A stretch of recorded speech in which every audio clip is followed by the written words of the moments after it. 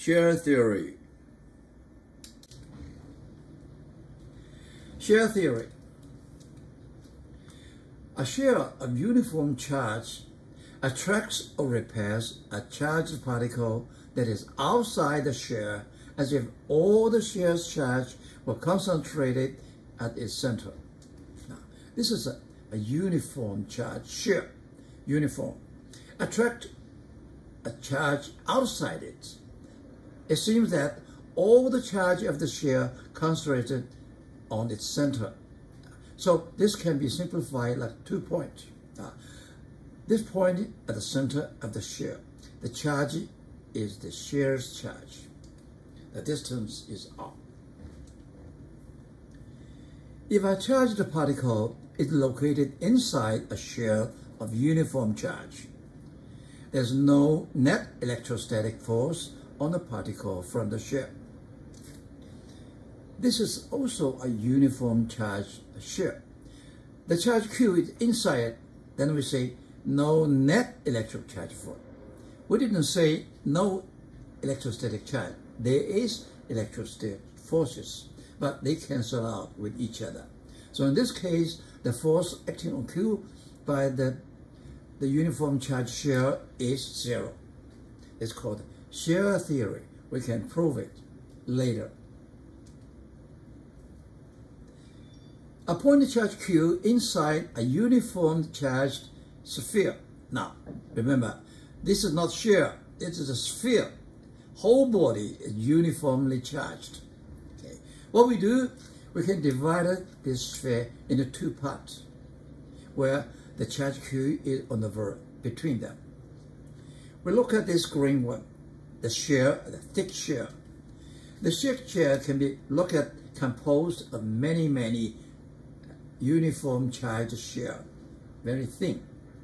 And the Q is inside this shear. So the electric force acting on this Q by this shear is 0 from the shear theory. Okay? And then look at this one. And this one, Q is on the surface of this ball. And the total charge is Q prime, which is different from Q, smaller than Q, okay? Because outside it takes out.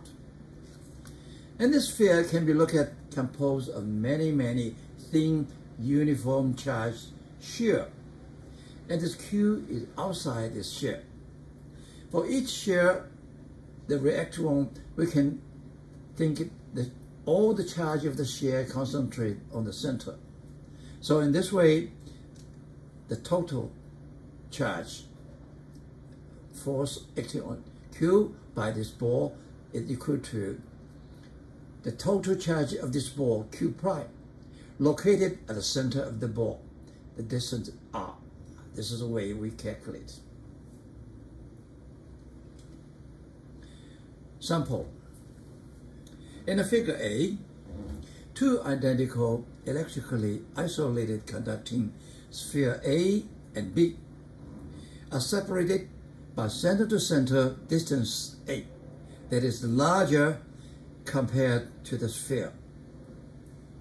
Sphere A has a positive charge Q positive, and sphere B is electrically neutral, no charge at all. Initially, there's no electrostatic force between them because one is no charge. Okay. Also, we assume that there's no induced charge because of their large separation. They are far away. Question A. Suppose the spheres are connected for a moment by a conducting wire. The wire is thin enough so that any net charge on it is negligible. What is the electric force between the spheres after the wire is removed? It connected, the charges are separated in 2. Each one carries half Q. So the charge between these 2 point charges, the force is equal to, according to Coulomb's law, okay, we can put the number.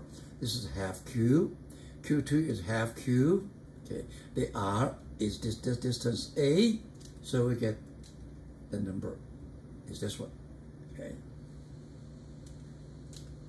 Question B. Next, suppose sphere A is grounded momentarily, that it becomes 0. And then the grounded connecting is removed. What now is the electric force between the sphere? Now, because this is 0, so there's no electric force between these two.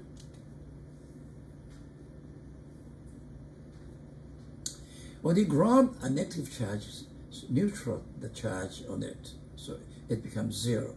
Okay? So there's no electric force between these two because this is 0. Example, nuclei in an iron atom has a radius of about 4.0 times 10 to the minus 15 meter, and it contains 26 protons. Question A. What is the magnitude of the repulsive electrostatic force between two of the protons that's separated by 4.0 times 10 to the minus 15 meter? That's very simple.